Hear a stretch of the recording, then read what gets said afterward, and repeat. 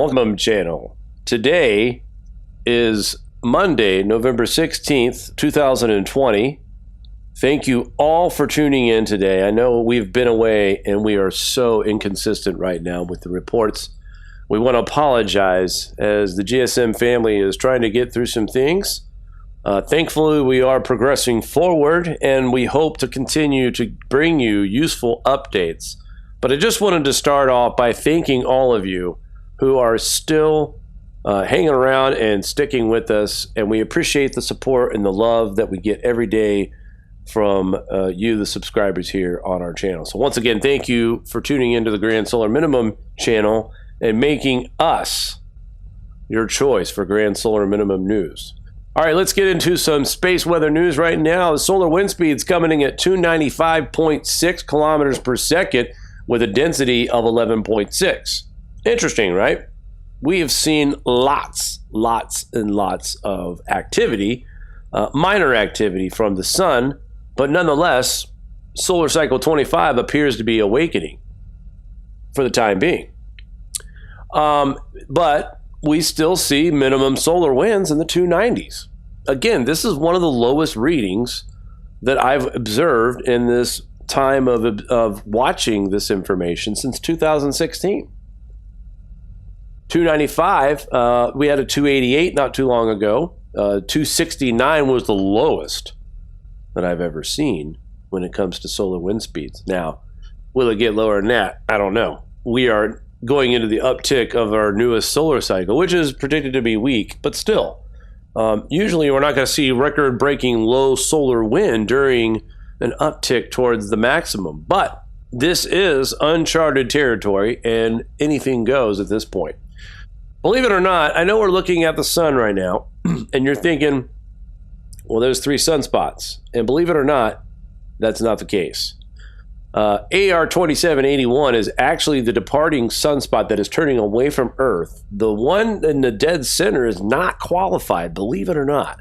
That is not a sunspot. And the one on the eastern limb in the southern part of our star, we will have to watch that as well because it is active, and I'll show you some more on it here at the grandsolarminimum.com space weather section.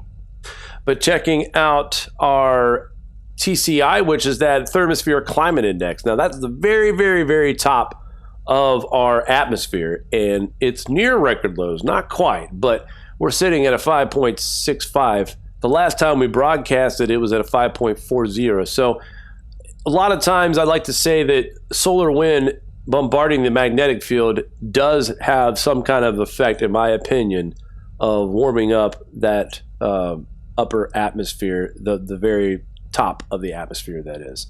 So every time we notice an increase in solar wind speeds, we'll see it go up just a little bit. But right now it's holding steady at 565, which it doesn't move that much at all, guys, up or down, to be honest with you. If we didn't have any G1 storms or any high solar wind speeds for a week, it would drop a little bit, but it wouldn't be nothing significant. So again, not record cold, but still pretty cold. Our KP indices are coming in at a 0 and a 1 for the 24-hour max. And yep, you know what that means. We have a coronal hole that is pretty close to Earth facing and almost to scale. And what I mean by that is that this could be a direct impact from solar wind from this particular coronal hole that you see right here in the center of your screen. So we are expecting solar wind speeds to increase for the time being. We're not calling it a G1 storm watch yet, but for the time being, we're going to expect some high solar wind speeds that could threaten the potential of some minor geomagnetic storms on the 22nd, but too early to really tell at this point. And right now we'll just call it a chance for heightened solar wind speeds for those days there on the 22nd. So let's go ahead and check out at the grandsolarminimum.com. Bear with me, guys. A little congested. Fall allergies are kicking my butt as well, on top of everything else that's going on here. Let's take a look at some of the activity from our star. KP indices have been very weak lately. Almost a 0 for 48 hours, if not just for a small period of time. We saw KP indices nearing 1. let's take a look at this coronal hole that we were looking at on our Space Weather Station news setting here. It's this one here. Actually, it's forming late in this pic. Bear with me, folks. It's right above in this vicinity here, because there's our action. So we have that, and we have that. Now, these are not huge by any means. So I'm not sitting here predicting 6.5 or 7.5 or anything like that. I mean, it's possible, but usually the KP indices being this low right now with an Earth-facing very small coronal hole. So, but still, if you put the Earth right next to the sun, and that hole is about 20 or 30 Earths inside that. So it's still going to directly affect, but the strength of these coronal holes really comes down to this. How wide are they? If they're very wide, I mean, I'm talking from like here to here, you're talking major solar wind speed, 600, 700, 800 kilometers per second. When you're talking about these right here, this low, they can still have a jolt on the magnetic field and make sudden impacts, maybe strong, maybe like a 6.5, 6.8 earthquake, maybe a volcano pops off around 20,000, whatever.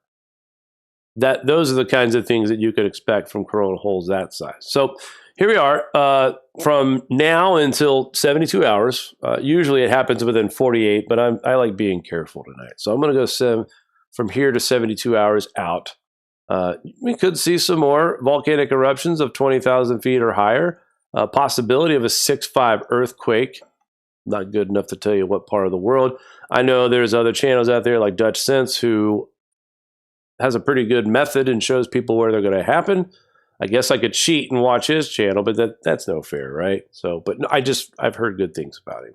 And of course, Earthquake Jake, that's another good source. I actually follow that guy.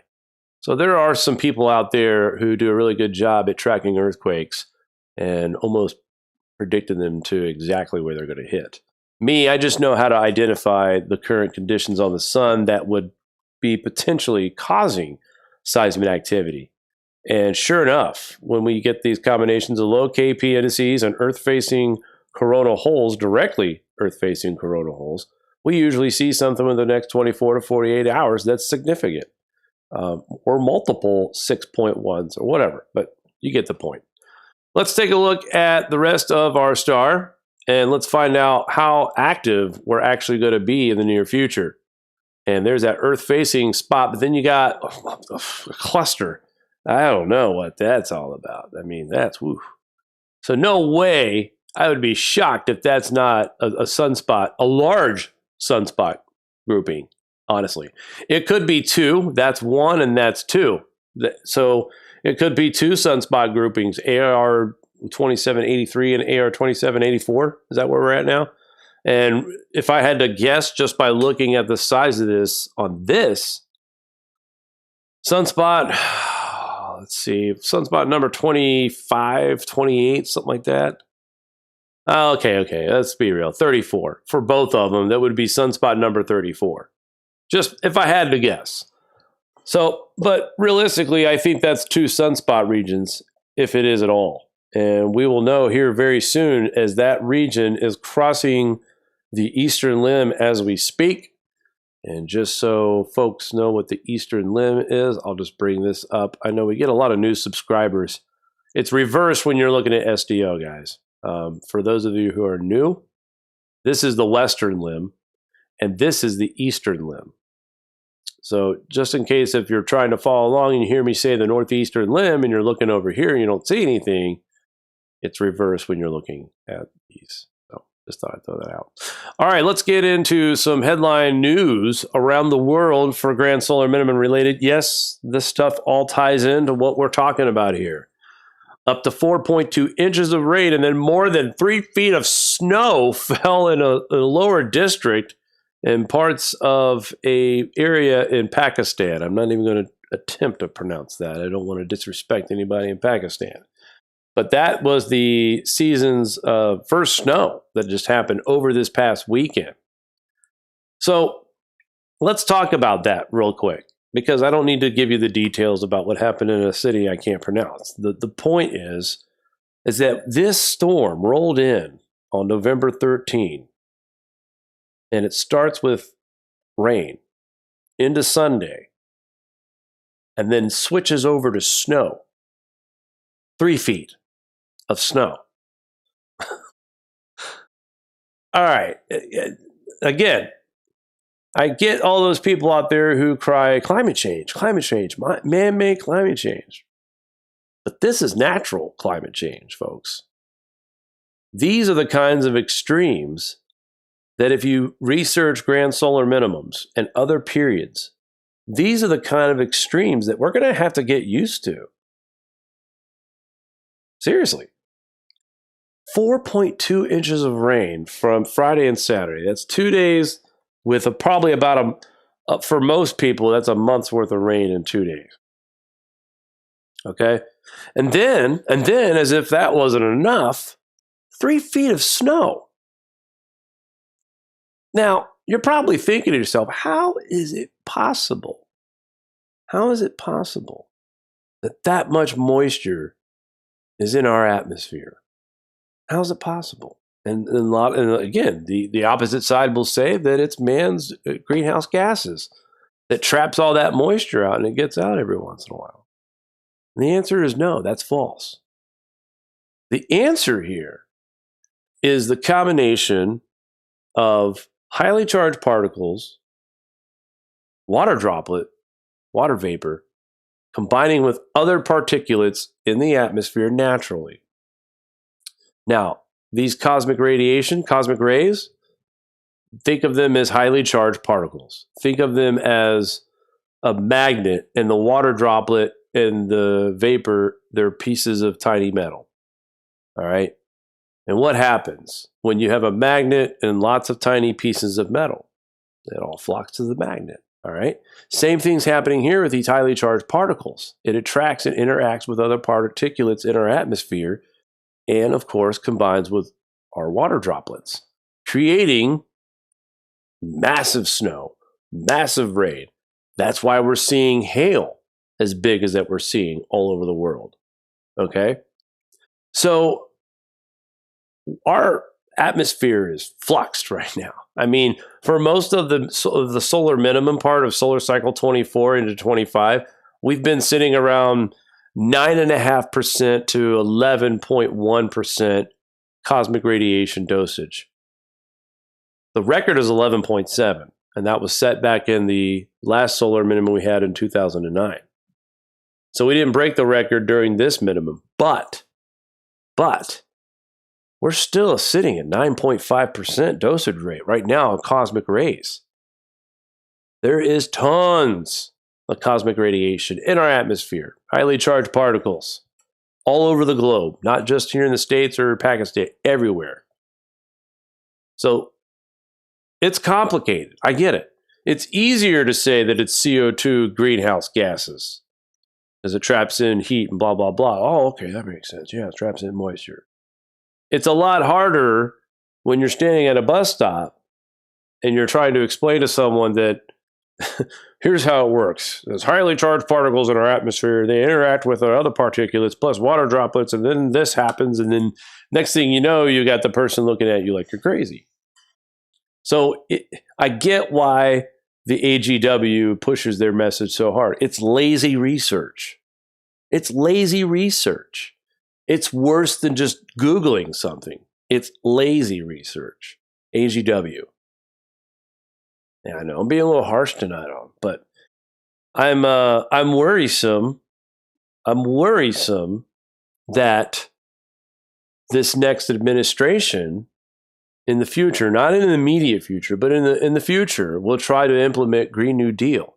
So I feel like it's my job now to make sure that I'm part of the movement of educating people about natural climate change and the science behind it, along with other channels out there that are useful. I know there's a lot of people out there, too many to name.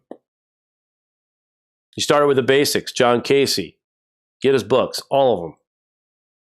When you read upheaval, your mouth's going to drop because you've already lived through some of it. And he wrote this book before it happened.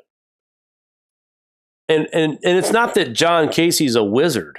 He doesn't have a crystal ball and a staff, and he can see what's going to happen. He's basing his information and predictions on empirical data. So there's your foundation of your research. John Casey, Jack Eddy. And then it moves in to other people. Dr. Valentina Sarkova. Huge. She is so big to this community. I don't think people really fully understand. She's a national treasure when you talk about cooling and what she means to this community of Grand Solar Minimum and other cooling communities. She is a national treasure. And it's people like her who apply their knowledge. She's a PhD, mathematics. I mean, that's how she's coming up with these numbers. It's natural. Now, again, does man increase climate change or accelerate it? I say no. I don't think the scientists really know. I don't know if man does affect the acceleration of climate change. A little, a lot, or not at all. I don't know. But when you get deep into this subject, grand solar minimum and solar cycles and solar forcing and all this stuff that involves space weather interacting with our atmosphere, I think you'll have that epiphany, that aha moment. And then this makes more sense. And then go back to your AGW sources and like, well, let's listen to Bill Nye. What does Bill Nye talk about when he talks about climate change? Is anybody in that camp even educating people about how this works? No. And then you get these bogus high temperature readings from airport tarmacs, rooftops, and with slate as the roof. Weather stations located right next to a busy interstate. Why don't they put these things out in the middle of the field somewhere? No trees, no nothing. Just put it out in the middle of a grassy field. Somewhere away from urban heating. Because now, when you're talking about regional or local effects, well, sure, you have to consider that urban heat is real from man and machinery and everything else. So I get that part. But we're talking about the densest of dense cities. We're not talking about your average city. It's not 8 degrees warmer in Columbus, Ohio than it is in Dayton, Ohio. Just giving you an example.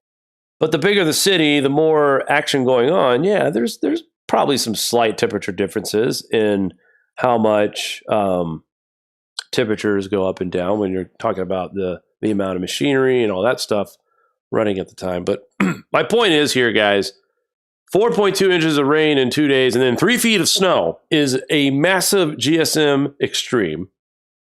It's been happening over there off and on for the last 4 years. It's not getting talked about on mainstream media because this type of stuff AGW cannot explain. Point blank. And that's my rant. All right, let's move on, guys. Some volcanic activity, one out here in Stromboli, November 16th. I didn't get any information yet on ash plume, but there is a flow, apparently. And then also we have our Russian volcano, well, one of the very many that are active, Klyuchevsky, ash plume rising to about 20,000 feet. And this was also November 16th. So today, got a little action from volcanoes. Nothing major, nothing to cause the year without a summer, but just more proof that solar activity, which we've had some lately, it just, as far as dying down, it just started to calm down today. And then we'll probably see some more activity in the next several hours and into the weekend as well. Why? Because we're expecting space weather. We're expecting space weather from the sun. The sun affects the climate naturally, right? Okay. Anyway, so two volcanic or decent volcanic eruptions to talk about for today, November 16th. We also had a 6.1. I don't recall where. So that's bad me for not having the info there. But just to let you know, we have 45 active volcanoes. Yeah, let's verify that. Go back to the grandsolarminimum.com. Guys, I don't know if you've been to this webpage. This is ours. Mari, wow. I mean, look at this website. You want to check out space weather? That's where we are right now. You can monitor this stuff yourself. All right. What else can you look at? Space stuff. We have TSI data. We have more satellite imagery of the sun. Link to spaceweather.com. All kinds of stuff, right? You go to the GSM resources. Mari has a glossary, by the way. And I'm going to click on this because I think this is important too. If you want to further your education, and look, this is still a work in progress, but coronal holes, click on that, you get information. Layers of Earth's atmosphere at the top, click on that, more information. There's still a lot of gaps to fill. And listen, we'll take the help. If anybody wants to submit something to the GSM glossary, email us at jake@thegrandsolarminimum.com or mari@thegrandsolarminimum.com. That's jake@thegrandsolarminimum.com. But no, guys, let's go over and check out our volcano discovery and find out if it's been so long since I've been here. That's sad. I just admitted that on air. I don't usually go here just because the watchers really keeps everything up.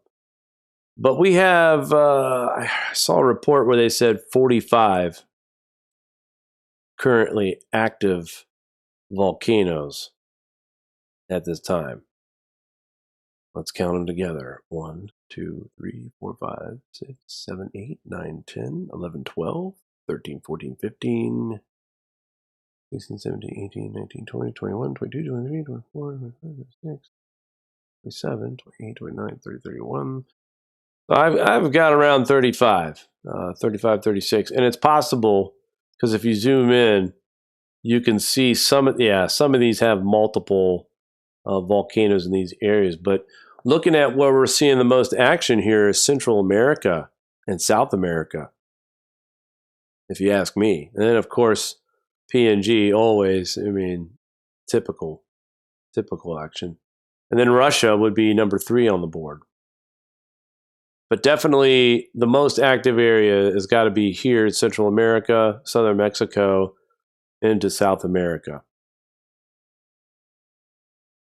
And usually we have about 31 to 35 volcanoes erupting on a daily basis. But it's possible that 45 number is accurate too, just looking at this map zoomed in now. So, but again, guys, you can get all this great information here linked into our webpage at thegrandsolarminimum.com. It's important you put the in front of it. Otherwise, you won't have the right website. And of course, the logo will tell you everything. So when you get to our webpage, this is what you should, well, besides the spinning wheels, this is what you should see when you log into our website. All right, let's continue on. We got a few eruptions overseas, and let's talk about something a little more local. 800,000 homes without power as severe storms hit the Midwest and Northeast Ohio. Severe storms accompanied by high winds led to widespread power outages in the Midwest. Deepening, let's see, the system formed on Saturday, November 14th, and by Sunday afternoon, November 15th, an area-wide range of winds gusting between 40 and 76 miles per hour hit Missouri, Indiana, and Ohio. Excuse me a second.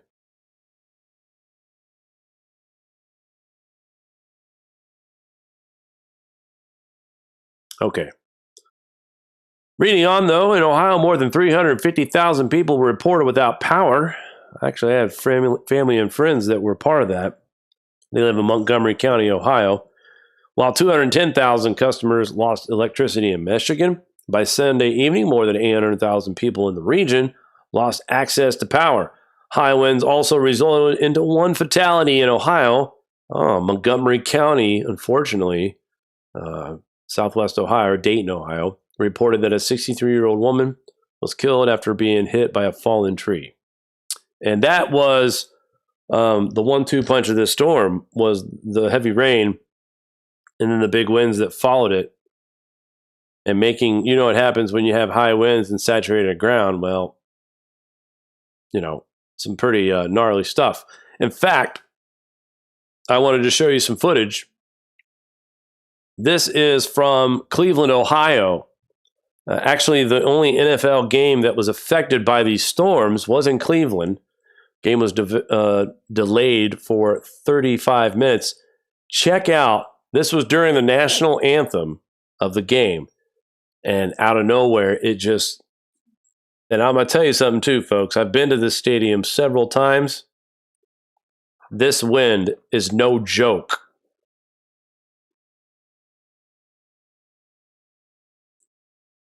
Fortunately, I've never attended a game like this. But that wind, yeah. And also, you can see small hail falling at the time.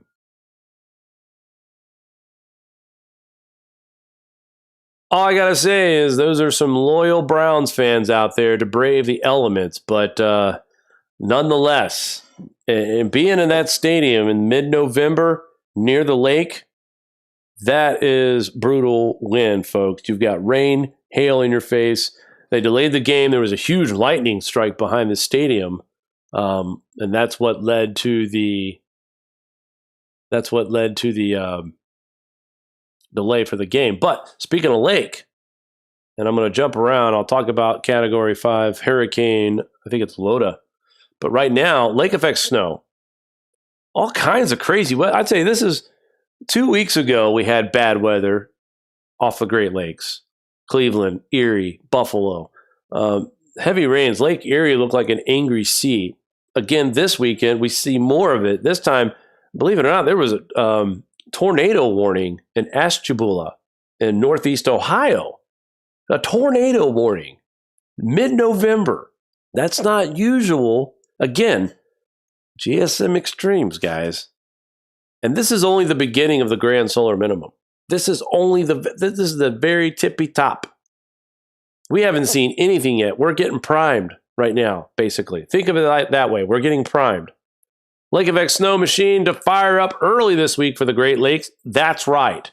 Wind reports, well, we were just talking about, Brunswick, Ohio, 76 miles an hour. Norton Shores of Michigan, 68 miles. Dayton, Ohio, representing at 66 miles per hour. Indianapolis, Indiana, 66 as well. And Troy, Michigan, they make the list twice, but that's crazy to see that kind of wind. And here's what we're thinking for Monday night into Tuesday. Nothing major, guys. Buffalo, the South Towns are going to see the majority of that snow, 3 to 6 inches more likely for the South Town Buffalo.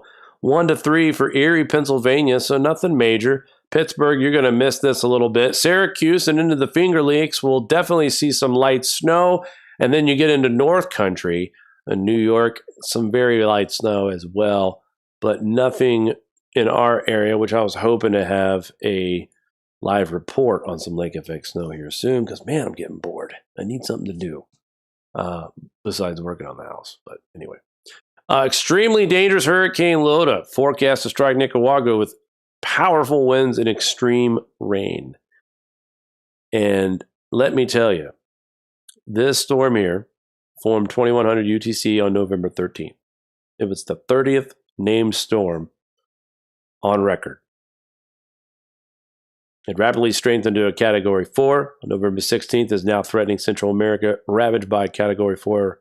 We just had Ida earlier this month.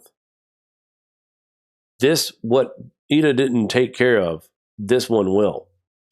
We're talking about Cat 5 strength right now. Some areas are expecting rainfall, 20 to 30 inches of rain. That's additional to what they already had. Some areas got 20 inches already from the previous storm. So, again, the only there's no silver lining on this, guys. Sorry. There really isn't. It's not going to hit the U.S., but these people right here are going to get hit pretty hard. And this is not a product of global warming. We said this at the beginning of hurricane season. We said this in the spring with a La Nina coming in this year. With a La Nina, we know that La Nina produces less wind shear. And, more wind shear. The wind shear is stronger with La Nina events. Okay? So, what is the kryptonite for hurricanes? Wind shear, drier air. So we knew it was gonna. I'm messing this up here. I'm sorry. La Nina does produce less wind shear, not more. Bear with me, folks. It's called cold medicine. So less wind shear is produced during La Nina, meaning these storms have a better chance of forming and holding it together. Therefore, that's why we've seen 30 storms this year in the Atlantic, because of the lack of wind shear. And the lack of also comes from this La Nina event that we are in. Sorry, I got them mixed up there for a minute. La Nina is lack of wind shear, which is, like I said, wind shear is a hurricane's kryptonite. So we'll continue to monitor this. A busy, busy year in the Atlantic. And speaking of La Nina, I've noticed a lot of news agencies and weather channels talking about La Nina, and that it's going to be a strong event through November through January. And you're saying, well, what does that mean for me? Well, the weather pattern that frequently takes shape includes upper level ridge, high pressure near the Aleutians. I'm sure that's not how you pronounce it, but that's what it looks like to me, which pushes the jet stream northward over Alaska. He's talking about right in here. The jet stream being jacked up here. Okay, pushed up. And see how it dips here across the Midwest. This keeps colder air across the northern tier. Additionally, the storm track is a bit farther north, leaving the south dry and warm. And right now, is when we look at the GFS, that's exactly what's happening. A lot of these massive snowstorms are north of the Canadian border. But look at that cooler water, folks. And this is a lot of the reason why NOAA believes this is going to be a very strong La Nina event. They will have this starting to dissipate in February of 2021. So this is what the typical pattern of La Nina is, okay? And the reason why I'm saying typical is because this is going to be a stronger than typical La Nina, which could bring colder, much colder air to this pocket up here in the North Great Lakes and across the Northeast. A lot of the storm track that we're seeing so far, we're waiting for that pattern flip, because right now the storm tracks that we're seeing are going this way. They're coming here and going into the Northeast above the state line. But when you start seeing the storm patterns coming in more and more like that, that's how you know we're stuck in that La Nina pattern. It's getting there. It's strong. It's getting there. So let's take a look at our GFS outlook as well.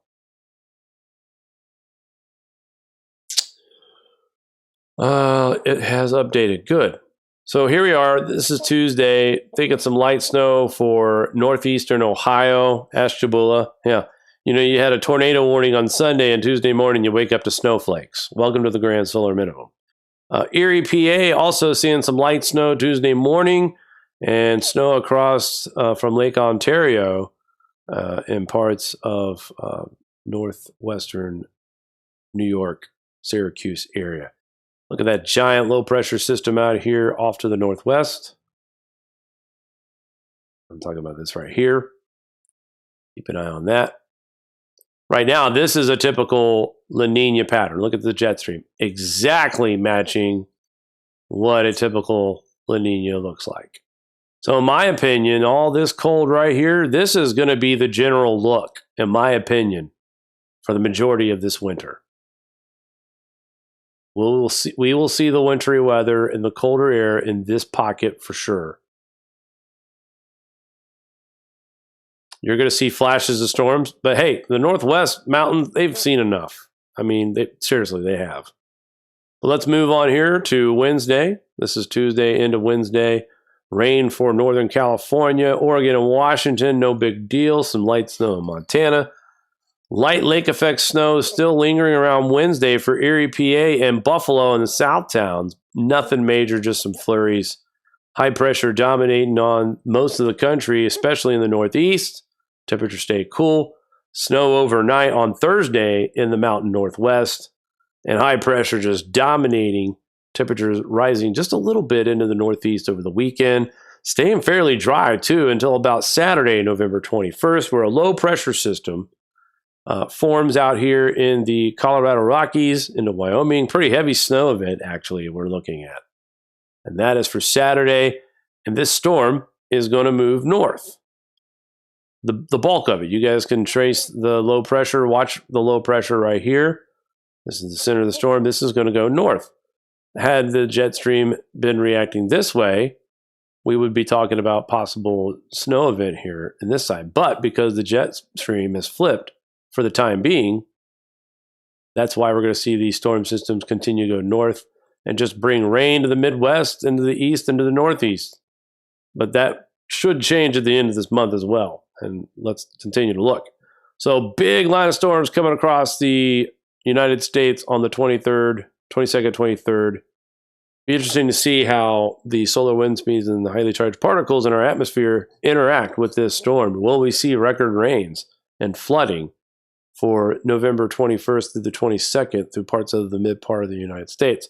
And we start to see the pattern a little bit flattening out before it starts changing again. More cold air to the north. There's that La Nina pattern coming back into play. And the thing is that when these storms come in out of the south, coming down the slope and then heading back up to the northeast, they get met.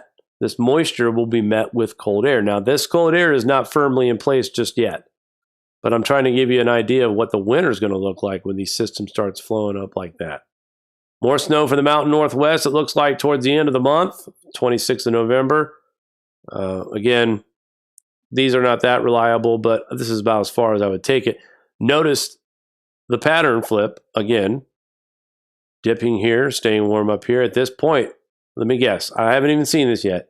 This is going to stay north. Yep. So it's obvious to see that we're not quite looking at the La Nina pattern. It is not yet fully set in, but when that low pressure goes by, bringing lots of moisture and rain, cold air behind it, and again, a similar setup to what we just had yesterday. A massive low pressure system moving across the Ohio Valley into the mid-Atlantic, into the Northeast. It's going to bring high winds. It's going to cool things off and bring snow at the end of the night. Monday and Tuesday, we're getting lake effect tonight and tomorrow. Looks like more lake effect after that particular storm moves out. High pressure dominating, more colder air, and this is showing the end of the month. And that storm right there for December 2nd, we might have to watch a little bit. Look at the dip in the jet stream here. Look at this. Funky. Usually means when you see some crazy dips like this, we got some high pressure possibly hanging out in Greenland. And let's see if that's the case. Yeah. December 1st, December 2nd. This could be our first potential significant storm. Maybe not, but temperatures do appear to be heading in that direction to support such, in the Northeast anyway. But when you look at the overall weather picture for this month, for the rest of this month, the Northeast and the Northwest are going to be the prime candidates. And then you get these massive storms that race across the Midwest. 1, 2, 3. But mostly the Northwest and the Northeast and the Ohio Valley will definitely see the central part of the United States. Safe to say it's pretty quiet out here for you guys. For now. enjoy it while you can. I know the mountain northwest, they got a flurry of activity, a little bit of a lull, but now it's back. Temperatures. We'll start to see more seasonal temperatures moving closer to the end of November, the south warming up or trying to, and that might be the last rigid fridge. I know I've said that 5 times already, but that's for November 23rd. You would think that would be the nope, one more. See, I told you. So that'll be the last rigid fridge, right? Maybe. I don't know. That one looks pretty weak at the end of the month. So you got to witness the update live because I hadn't seen it yet either. So 2 more decent chances of warmer air heading into the northeast and the east coast this month. But this next wave of warmer air coming up here, 50s and low 60s tops, if that. The south looking pretty good, seasonal. The Ohio Valley looking seasonal. The Northwest getting the bulk of this cold. And as you see towards the end of the month, that colder Arctic air is trying to filter in from Canada, pushing its limits here on the border. And December could be lurking quite a bit. And let's go ahead and take a look. What do we have in store for us here, North America temperatures? All right, let's take a look. I was talking about how there was a core of colder Arctic air building up by the middle of the month. It's not as strong as I thought it was going to be. I wrote my November outlook, but however, it still did form. And then as we get closer to the end of the month, the Greenland really starting to pump that colder air, and then it just kind of disappears. So mystery, winter coming up maybe, I don't know. But looking at this latest GFS outlook here, Greenland appears to me to shut it off. So we'll continue to watch, guys. But this is November 29th. That's November 28th. I really thought there would be a lot more cold buildup in the Arctic through Canada. That's still pretty cold, nonetheless. But not as much cold. Oh, this ain't updating all the way. No wonder. It's December 2nd. But folks, you know, it's always my luck. So I'm not going to see anything past December 2nd, which is kind of phooey. So maybe tomorrow when we do a broadcast, I'll try to re-update that and see if I can get a better reading. Snowfall. Here we go. Starting from today. Northwest. Boy, you're dodging a bullet. Alberta, BC. Watch out. There's that lake effect out here, guys. It's not going to be that much. We're talking 1 to 3 inches.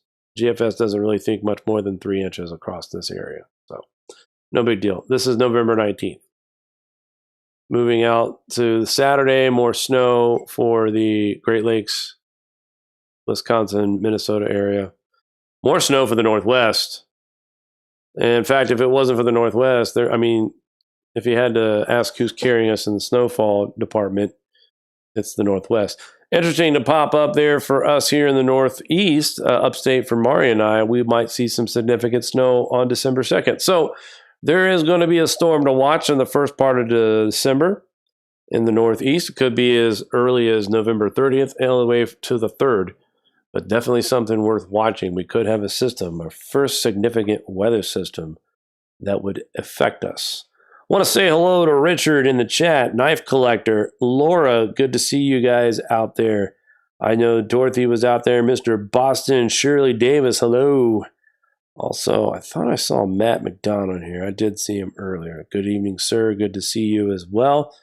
And hopefully I didn't forget anybody here. Yes, there was Matthew McDonald. Seen some new faces. Wood Spirit. Edward, good to see you out there as well. Guys, I hope everyone is staying safe. This weather has been wacky. We need to continue reporting on this almost daily now. Things are starting to be really, really on the uptick as far as extreme weather, severe weather, just some freak stuff that we've seen here lately. Record snowfalls, record cold already being broken.